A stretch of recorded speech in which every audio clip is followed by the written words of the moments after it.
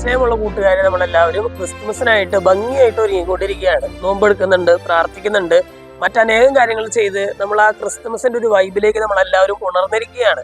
ഇന്ന് ഈശോ നമുക്ക് നൽകുന്ന വചനത്തിലൂടെയുള്ള ഒരു ടാസ്ക് എന്ന് പറഞ്ഞാൽ പ്രഭാഷകന്റെ പുസ്തകം 3-ാം അധ്യായം 4-ാം വചനമാണ്. അവിടെ നമ്മൾ ഇപ്രകാരം വായിക്കുകയാണ്: അമ്മയെ മഹത്വപ്പെടുത്തുന്നവൻ നിക്ഷേപം കൂട്ടിവെക്കുന്നു എന്ന് പറയുകയാണ്. അതായത് അമ്മയോടുള്ള ഒരു സ്നേഹം, ഇതാണ് ഈശോ നമുക്ക് ഇന്ന് നൽകുന്ന ഒരു ടാസ്ക്. അതായത് അമ്മച്ചി ഇത്തിരി കൂടി സ്നേഹിക്കാനായിട്ട് നമുക്ക് സാധിക്കുന്നുണ്ടോ? നമ്മളൊന്ന് ആലോചിക്കുക. എല്ലാ ദിവസവും അമ്മ നമുക്ക് നല്ല ആഹാരങ്ങളൊക്കെ വെച്ച് നൽകുന്നുണ്ട്, അല്ലെ? നല്ല ചോറും കറിയും, അല്ലെങ്കിൽ നമുക്ക് ഇഷ്ടമുള്ള പലഹാരങ്ങളൊക്കെ വെച്ച് തരുന്നുണ്ട്.